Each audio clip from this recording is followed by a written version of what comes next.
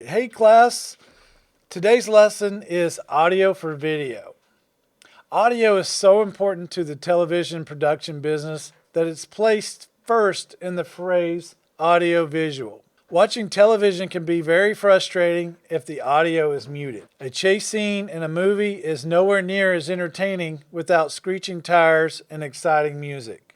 The low muffled sound of footsteps moving closer or a sudden high-pitched scream adds to the suspense and shock of a horror movie. Audio is vitally important in getting a message across in television and the movies. Unfortunately, most students new to broadcasting tend to think primarily about the video aspect of a program and consider the audio only as an afterthought. This type of thinking is a recipe for disaster because audio is 100% as equal to video. If one or the other is bad or distorted, messed up, it makes it 100% unusable. Our objectives of this lesson is to explain the function for audio for television productions, identify the most common use of each type of microphone presented, understand the importance of the pickup pattern classification when selecting a microphone, and recall the appropriate VU meter readings for a digital audio system. In video production, high audio quality is just as important as the picture. Unfortunately, people notice sound only when it's bad, and bad audio can ruin your program. Audio conveys essential information. Try watching a newscast with the sound turned off, and you'll get the idea. But recording audio is more than just recording voices. It's the art and the craft of sound design to enhance a story. For example, audio can place you in an environment, or it can enhance a mood, or it can reinforce action. Like any other production element, television audio should not simply be added as an afterthought.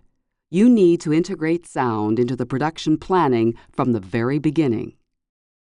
Without sound, programs become silent movies. All sounds on television serve one or more of the following four functions: voice track, music and sound effects, environmental sound, and room tone. The voice track is usually the primary means of getting a message to the viewer's ears and may be considered the most necessary audio of the program. The voice track is the sound created through dialogue or narration. And narration takes two forms. It's either on-camera narration, where you see the person talking, or off-camera narration, also known as the voiceover, what that we can record in the whisper room in the studio. If the viewer sees the narrator speaking, this is typically called an on-camera narration. Off-camera narration is called voiceover. It's when the viewer hears but does not see the narrator of a program. In a broadcast journalism, the narrator may be the reporter or an on-the-street eyewitness describing the event or situation that the videographer is shooting. For example, a reporter asked one resident of a local neighborhood to describe what the tornado sounded like as it bore down on his home. As the resident talks, the camera pans the destruction caused by the tornado. There's also music and sound effects. Music and sound effects help set the mood and enhance the action of the program. An emotion of a scene is dramatically improved with properly selected and timed background music. Sound effects can be created by the production team or be purchased on DVD, CD, or downloaded from the internet. Complete silence is artificial and should rarely, if ever, be found in a television program of any type. Every location has a certain amount of normal sound associated with the particular location. This is the existing sound that a production crew may find in an environment when shooting occurs. For example, the sounds in a scene that takes place in a classroom may include papers rustling, pens tapping, the faint sound of hallway noise, and the hum of fluorescent lighting fixtures.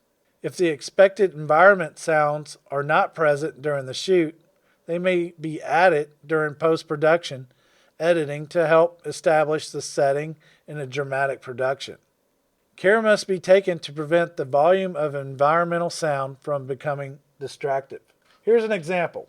Let's sit quietly. Let's see what we hear.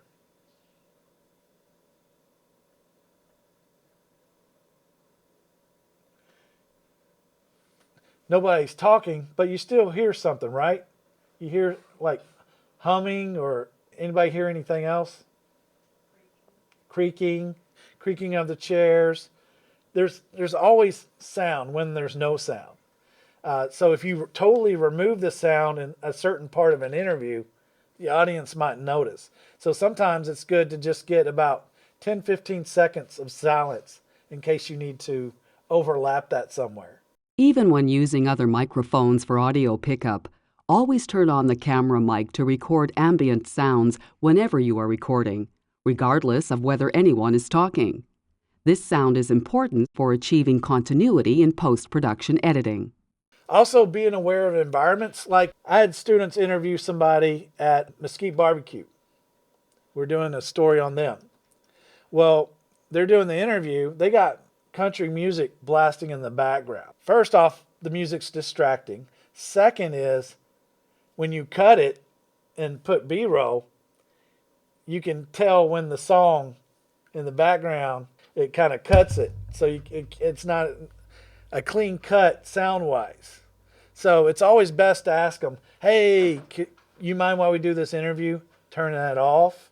Or can we do the interview outside where it's more quiet? Or can you at least turn that down? And a lot of times they'll comply. So just try to make things easier, keeping that editing in mind and how it's going to sound to the audience. Now, he sounded fine and clear because he was mic'd properly, and you could hear every word he says. A hand mic's great because you could be at a loud football game and the band can be playing directly behind you. And because you have a mic doing a singular direction towards your mouth, you're going to hear everything the person you're interviewing says. But if you were using the on-camera mic doing the same interview, you wouldn't hear a word that person said. So mics make a big difference. There are two terms used to describe environmental sounds: background sounds and natural sounds, also called nat sound. The difference between these environmental sounds depends on the importance of the shot. Background sound or ambient sound is environmental sound that's not the most important sound in a shot. If it's in the background, some other sound is in the foreground, such as the voice of actors performing the dialogue in a dramatic production. Since background sound is not the most important sound in the shot, it must not overpower the foreground sound in the shot, like the music playing. The production crew must be aware of background sound and organize the shoot to make sure the background sound remains effectively in the background. Natural sound, or nat sound, is environmental sound that is important to the topic of the story. It may often be the most important sound in the shot. For example, a feature story about a blacksmith should include some shots with natural sound of his hammer hitting the metal on the anvil. Nat sound is usually captured in a secondary recording called B-roll, either before or after the shot containing the voice track. During the editing phase of production, the nat sound is placed on a track underneath the primary audio of the video program. So while he's talking about being a blacksmith, you'd cut to B-roll and hear the little slight hammer in the background. The voice is always the foreground sound. Nat sound is environmental sound that helps call attention to what the reporter is saying and entices the viewer to continue paying attention to the story. Nat sound is only the environmental sound that supports the story. Where things get tricky is the processing that must sometimes be done to make sure relevant nat sound is presenting in a recording. without the unwanted background sound. Has traditional shopping become a thing of the past? Even in today's environment where the average consumer can purchase anything from a biohazard suit to a limited edition designer bag, all from the comfort of home, traditional retailers still hope that shoppers will return in droves to weekends at the mall and hands-on purchasing.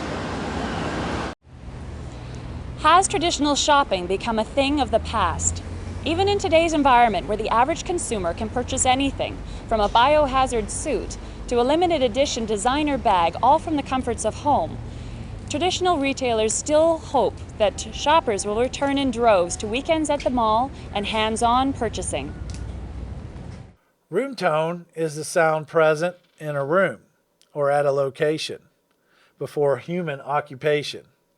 Room tone is the sound of silence in the shooting environment.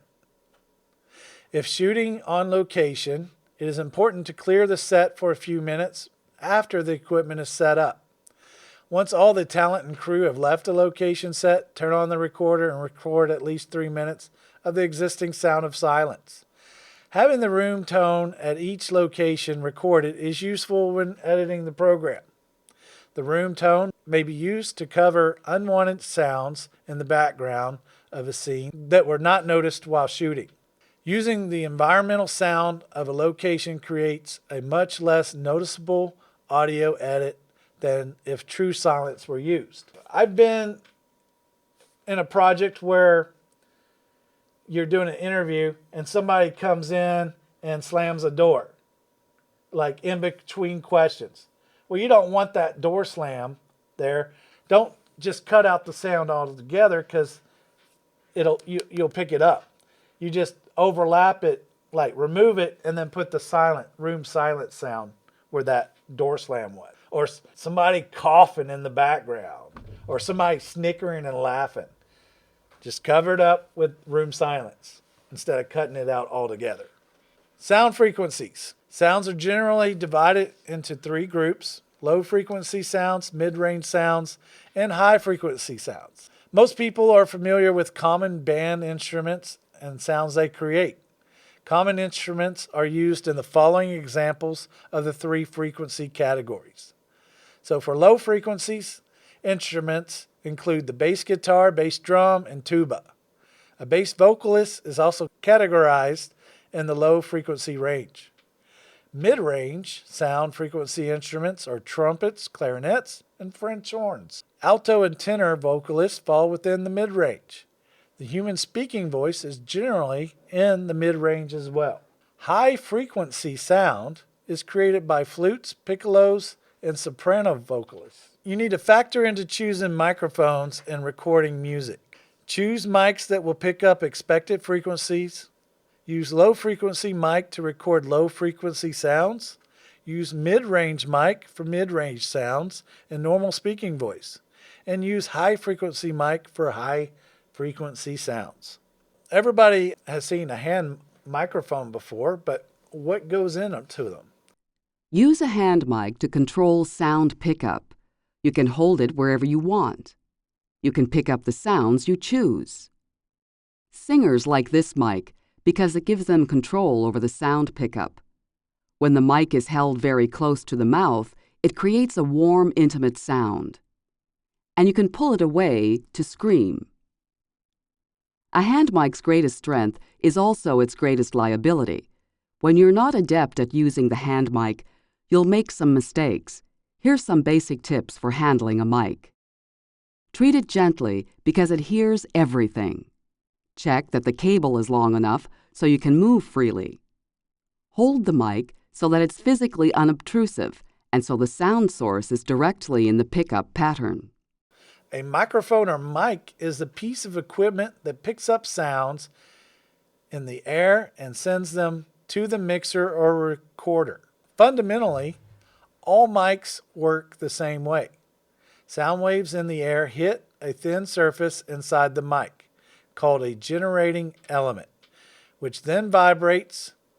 In the most common types of mics, the vibration moves a tiny wire back and forth through a magnetic field, creating an electrical signal.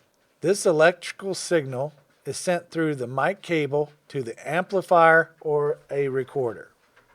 Another classification of mics is wired or wireless, which refers to how the signal gets from the mic to the recorder.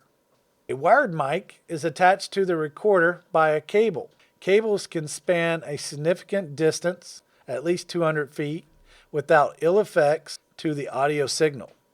With extremely long runs of cable, such as from the press box in a football stadium to a remote production truck in a parking lot, the amplifier may be put in the line to keep the signal strong. Wired mics and their cables are very reliable. However, the greatest disadvantage of wired mics is their cables. Performers using wired mics must be mindful of the mic cables and avoid tangling their feet in the cables and possibly tripping. Additionally, when wires are run along the floor, they pose a tripping hazard and must be taped down securely. Removing the tape at the end of a shoot and recoiling the cables neatly is also a substantial task that must be done carefully to avoid a huge spaghetti-like mess of wires, which would take a great deal of time to untangle. Also, you need to be careful when rolling up the mic cables because you can bend or kink them and then it affects the quality of the audio there or renders them useless. Be careful handling the cables. Wireless mics have a practical advantage over wired mics in that there is no wire to run to the recording unit. If the scene requires that the sound pickup and recording have unrestricted mobility, your best bet is the wireless mic. Hearing someone speak while riding a bicycle or a salesperson describing a new car are cases in which you'd probably need a wireless lavalier. Front ocean oasis that it is today. Talk show hosts often use wireless hand mics for interviews among the studio audience. Because wireless mics operate on a radio frequency that's broadcast from the mic transmitter to the mic receiver, they're also called RF mics or radio mics. The advantage that wireless mics operate by radio transmission is also one of their disadvantages. There's always the possibility of uneven reception from signal interference or breakup, or what's worse, picking up a signal from a police radio. Another downside of using wireless lavaliers is that everyone in the scene will require a separate mic. You also lose the ability to control sound perspective. Everyone with a wireless lav will sound close up, even in a long shot. All wireless mics require batteries for their transmitters.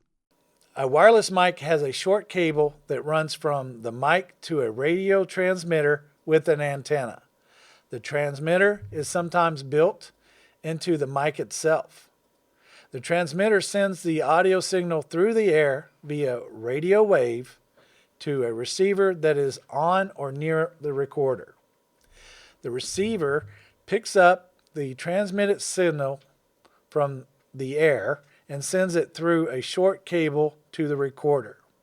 Primary advantage of a wireless system is the freedom of movement it allows the performers so they do not need to be concerned with tripping over mic cables while performing. Additionally, the audio engineer does not need to lay many feet of cable or tape it to the floor for safety and pull up the cable to recoil it at the end of the shoot. One disadvantage, though, is sometimes there's interference. It could be like cutouts in the sound or pops and cracks. Those are some things that I've seen happen when dealing with wireless mics. You tend not to have those issues when you have a wired connection. So those are some additional things to keep in mind. This handheld mic is also wireless with the transmitter built into the shaft of the mic. If you need a mic that's durable, choose a dynamic mic. Dynamic mics are used in the field because they're resistant to shock and they hold up well in bad weather. But what you gain in durability, you may lose in sound quality. Dynamic mics can have excellent sound quality, but they may fall short compared with condenser or ribbon mics. The dynamic mic, most commonly found in a television studio, is designed to pick up sounds best in normal voice frequencies. They are not designed to mic musical instruments or accompanying vocals. The dynamic mics used in studio settings do not pick up high and low frequency sounds as effectively as mid-range sounds in speech. Using a mic that picks up mid-range sounds to mic musical instruments or singing stage performers would result in music with poor sound quality and reproduction. Condenser microphones are also called electric condenser mics. They pick up greater range of sounds frequencies than dynamic mics, and good condenser mics are usually more expensive. If you're after exceptional sound fidelity, you probably want a condenser mic. Condenser mics produce excellent and accurate sound fidelity, but they're somewhat fragile. That's why they're used primarily in a controlled environment like a recording studio. An important thing to remember about condenser mics is that they all need an external power source. Some use what we call phantom power, a voltage that comes from the audio mixer or console. Some use batteries. If you're using a condenser mic that runs on a battery, be sure there's a battery installed and bring along a spare. Can anybody name a mic that I've showed you so far that has a battery? The boom mics, right. So those are condenser mics. They're more high powered and better quality. But you always need to make sure you check, one, that there is a battery, and two, the battery has enough power to power the mic for your shoot. So it's always good habit to grab extra batteries in case you need one. Ribbon mics. These are like the Yeti mics, or the mic that I'm using right now for recording purposes. The ribbon mic is what's in the whisper room as well. It's the most sensitive of all mic types used in television.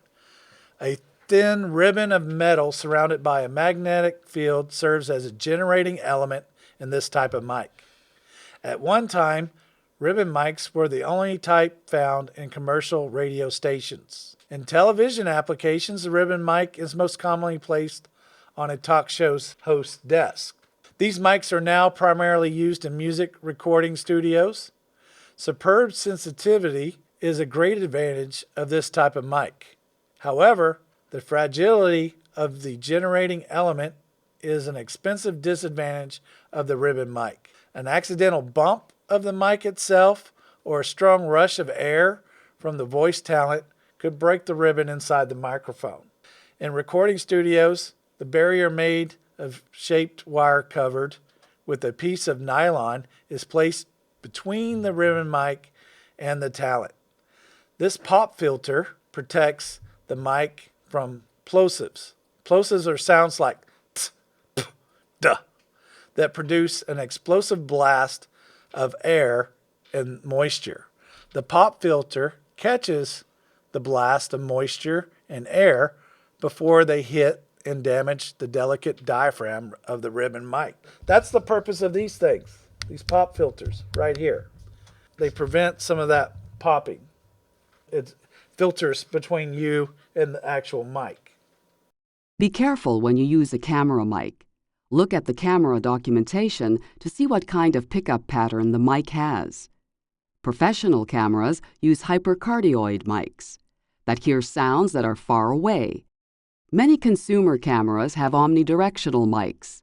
Omnidirectional mics hear equally well in all directions and pick up the main audio source as well as environmental sounds.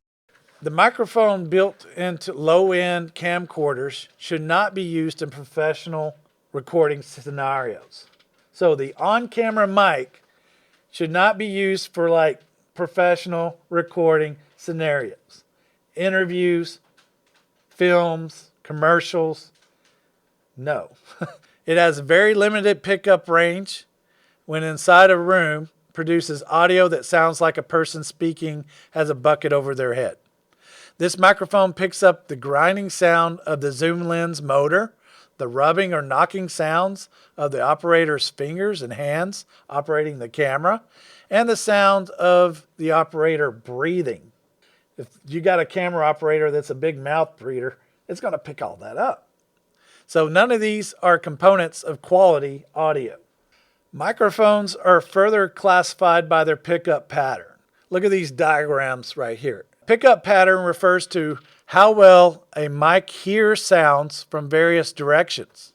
An omnidirectional mic has a pickup pattern that captures sound from nearly every omnidirection equally well. The only weak area for this type of mic is the sound coming directly from the rear of the mic, the bottom of the mic. Mics with unidirectional pickup pattern, the one on the top, pick up sound from primarily one direction, uni. A unidirectional mic is more commonly known as a directional mic or cardioid mic. The term cardioid is derived from the shape of the pickup pattern. It is shaped like a Valentine heart, and the point of the heart is aimed at the source of the sound. Sounds from the sides and rear of the mic are not heard as well, or not at all. The cost of a directional mic is proportionally related to how far away it can pick up sounds, and how much sound outside the pickup pattern is eliminated. The longer and narrower the pickup pattern, the more expensive the microphone. And some microphones allow you to change those settings between omnidirectional and unidirectional. In a noisy environment, a directional mic is better choice for a narrator or reporter than an omnidirectional mic. If an omnidirectional mic is used, the viewer may have a difficult time separating the talent's voice from the background sounds. Directional or cardioid mics are available in various degrees of directionality. A hypercardioid mic has a narrower and longer pickup pattern than a cardioid mic. A supercardioid mic has an even narrower pattern. Narrower still is the shotgun mic.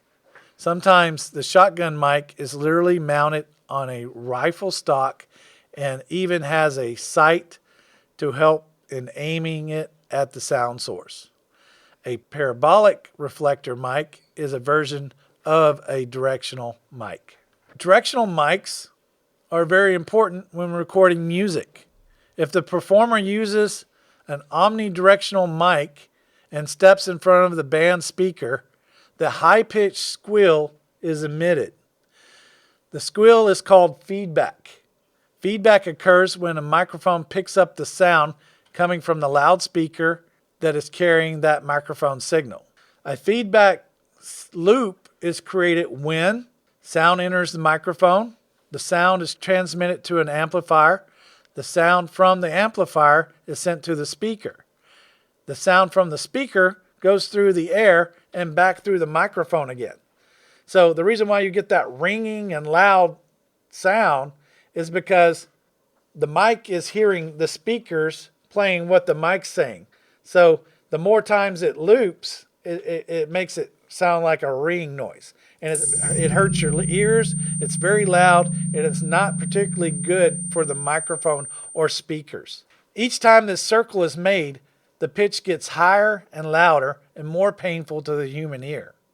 If the cycle is not stopped, the loudspeakers could be permanently damaged. To prevent feedback, the sound coming from the loudspeakers needs to be blocked from hitting the mic. Using a directional mic decreases the likelihood of feedback because of its narrow pickup pattern. I've had it before where we're recording in the studio and we got the TV on and we have the volume up all the way on the TV. The anchors are talking in their mics. Well, their mics are picking up the TV sound. Next thing you know, it's getting louder and louder with that feedback. So how do we solve that? We turn the volume off on the TV speaker that's in that room, and it cuts out all the feedback. Not all audio is created equal. The mic preamps on video cameras are far from fabulous, even on high-end DSLR cameras costing thousands of dollars. Using an external portable audio recorder will give you a noticeable difference in sound quality and will also externalize the job of recording audio away from the camera operator. This will reduce the amount of cables around the camera and workload on the camera operator.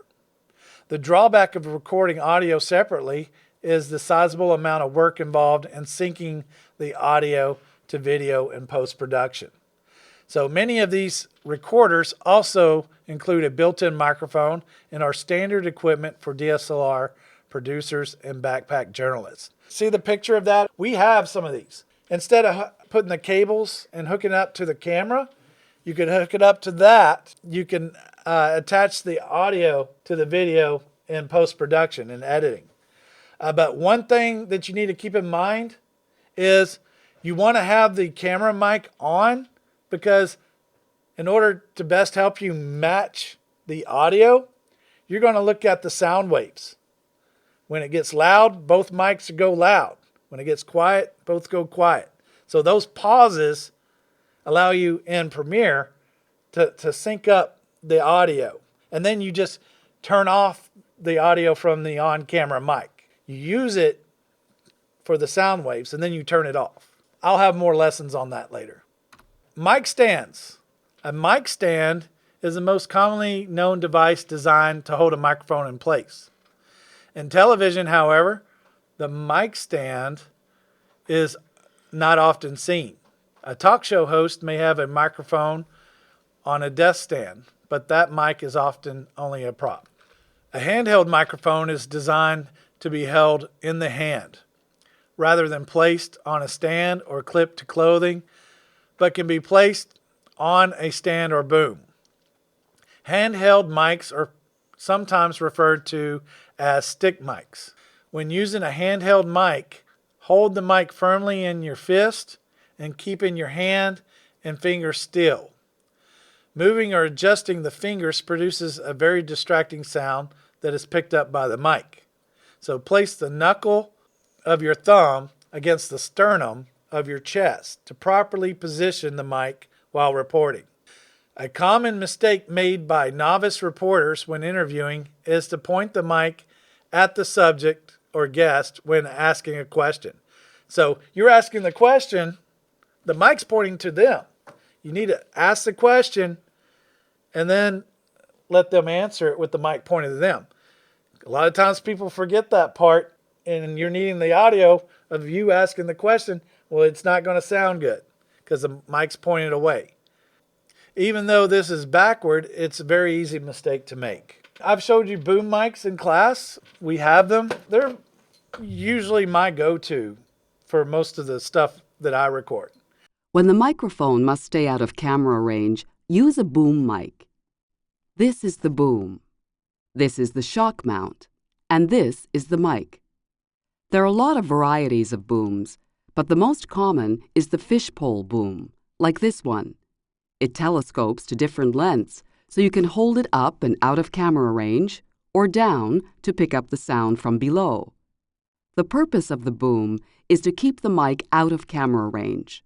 This means the mic is relatively far from the action, so it needs a directional hypercardioid pickup pattern that makes distant sounds appear closer.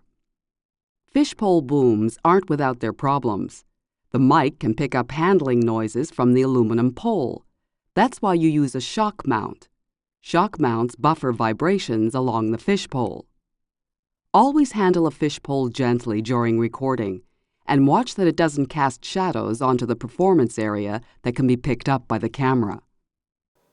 Lapel mics. The smallest mic worn by talent is the lapel mic, often called the lavalier mic, or lav mic for short. This is a lavalier mic, more commonly called a lav mic. Use a lav for voice pickup of a single person. You'll see lavs clipped to the lapels of talent in interviews and news programs. Lavaliers are really good for voice pickup because they are small and unobtrusive and keep the talent's hands free. Start by clipping the mic to the talent and hiding the wire. Then make a small loop in the mic cable just below the mic. This will eliminate some of the rubbing noise from the clothing. In your quest to make the mic as unassuming as possible, remember not to bury it under layers of clothing. Don't forget to aim the mic capsule at the mouth, and be aware of rubbing sounds from clothes and jewelry. The mic will amplify these unwanted sounds despite the loop you made in the mic cord. The most common lapel mic is about the size of a pencil eraser.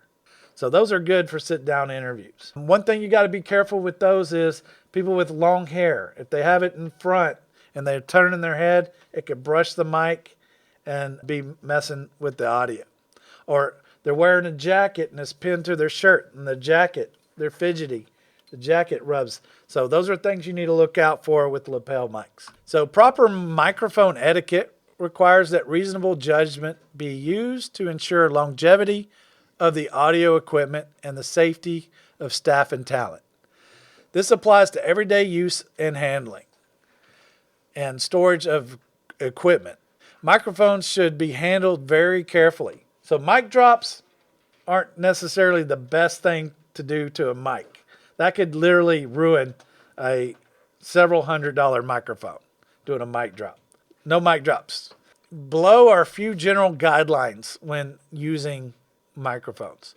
Never blow into the microphone to see if it's working. A strong burst of air can damage or tear the microphone's diaphragm, just as it can damage or permanently impair somebody's eardrum. So think of the ribbon in a mic like your eardrum.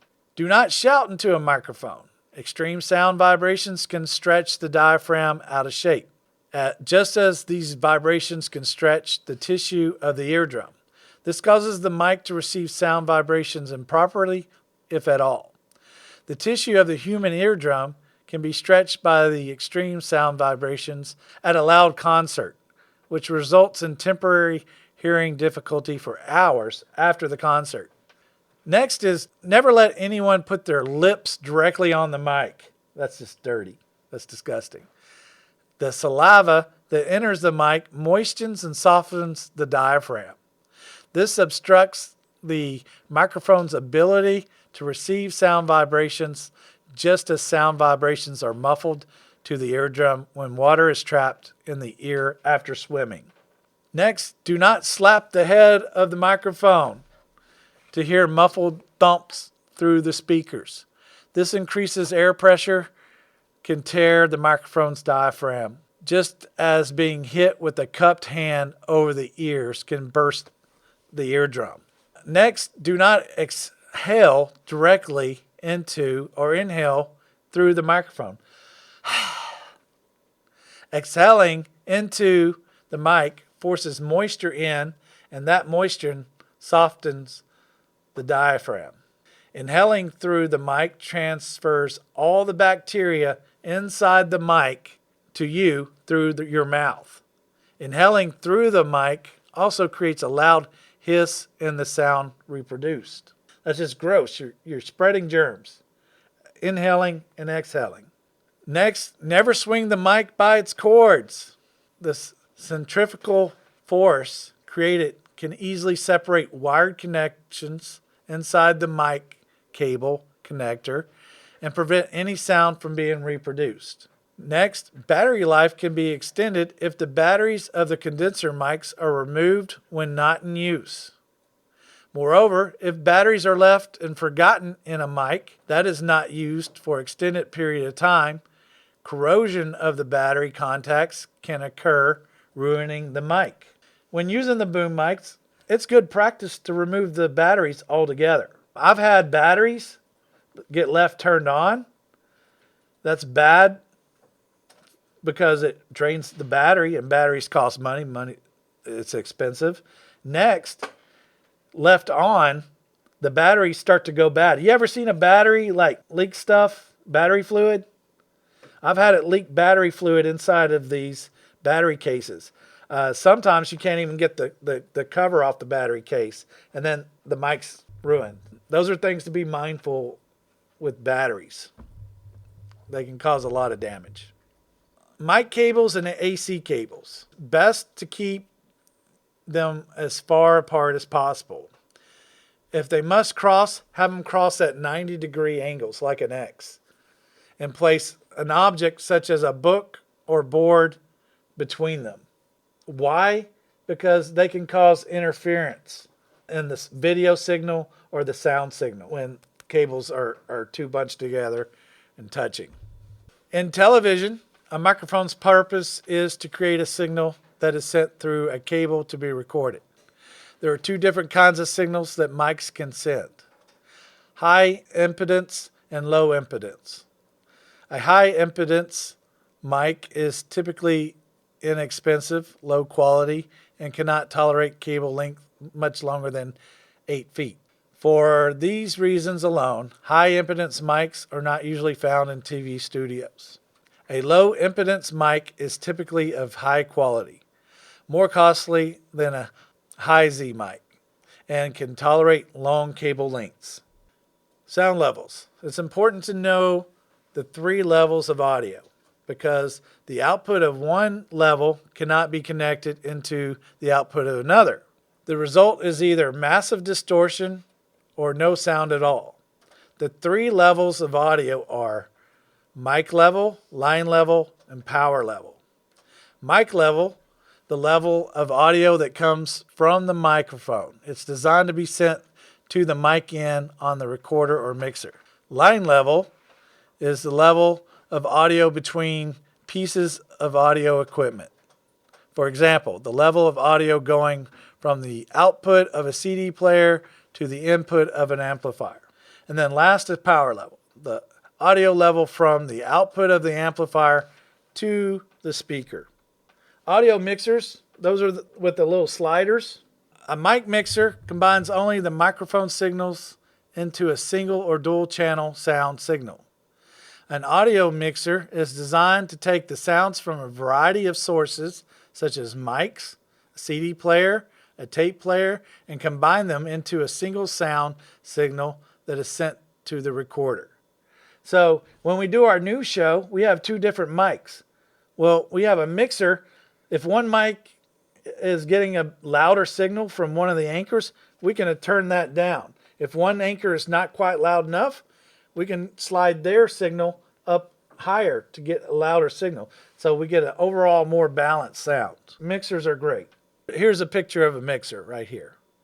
In both a mic mixer and audio mixers, each signal coming into the mixer can be controlled with the potentiometer, or pot for short.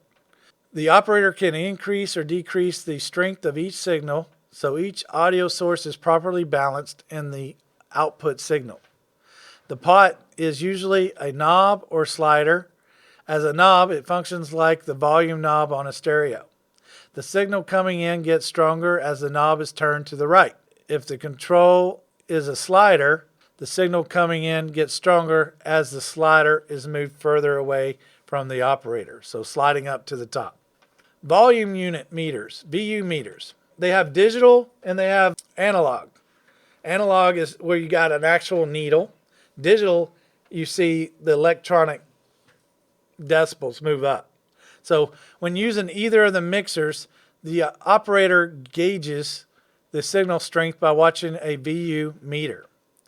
VU meters take 2 forms. One type looks similar to a car speedometer with a scale and a needle to indicate the signal strength. The other type is a series of LEDs that light as the signal gets stronger. On a digital one, when it gets in the red, or the analog, when it gets in the red typically means bad, right? Like when your car, when your motor's getting too much pressure, it gets in the red, that's bad because it could break down the motor. Same with audio. It could start sounding distorted because it's too loud. Use these decibel meters to monitor that. Also, when editing in Premiere, you don't want the background music to be too loud, and you also don't want the voiceover to be too loud. Anything over 0 is way too loud. Usually I tell my students to set the audio to -8 decibels, between -8 and -12 decibels. Background music could be set to -15 to -25 or -28 decibels, depending on how loud they are. These VU meters are very useful when working with audio. Let's talk about headphones. Headphones are great. It's critically important for whoever is recording the audio to wear a good set of headphones that covers the entire ear, like earmuffs. Like these. These are great because they muff the whole ear. They block all the sound coming in. That's why they're more expensive. This is the only way to accurately monitor the quality of the audio being recorded. New technology has developed extremely high quality in-ear monitors. However, their cost is directly related to the quality. Why are iPods more expensive than the other ones? The quality. You're paying for quality and the Apple name, I think. They're typically better quality. The inexpensive small foam earbuds or collapsible earphones many people use with their personal audio players are totally inadequate for this purpose because they do not block out extraneous sound from the environment surrounding the wearer. I wouldn't use cheap earphones when I'm editing video because you're not going to get an accurate feel of the sound. Automatic gain control is a circuit found on most consumer video cameras that controls the audio level during the recording process. If the sound is soft, the AGC turns the recording levels up while also bringing up background noise. If the sound is loud, the AGC turns the video recording levels down. While this function sounds very helpful, the circuit is always about a second behind real life. Using the AGC should be avoided in most recording situations. The AGC circuit works quite well when it's part of a digital camcorder, whether consumer or professional. Because the AGC circuit used with digital camera recording technology operates much faster than analog technology, the undesired tape hiss is not recorded. Therefore, disengaging the AGC circuit on a digital camcorder is not always necessary. Classifying microphones. Microphones can be classified in many ways. Understanding the feature of each classification is critical in choosing the right microphone for a specific application or shooting scenario. The following chart summarizes the mic characteristics and classifications discussed in this presentation. If you want to learn more, you can go research Audio Engineering Society. They're the only professional society devoted exclusively to audio technology. So there's all kinds of jobs out there specific to just audio. So if you are an audio person, there could be a career path for you. That is the lesson. I tried to thoroughly cover everything about every type of mic, routines to look for, to best pick what type of audio you need for the different types of projects we're going to be working in this year. So if you ever need to refresh, you can always refer back to this lesson. Hey class, thanks for watching. If you enjoyed this video, be sure to give it a thumbs up and click that subscribe button. Also, follow us on Instagram, X, and Facebook for even more great content.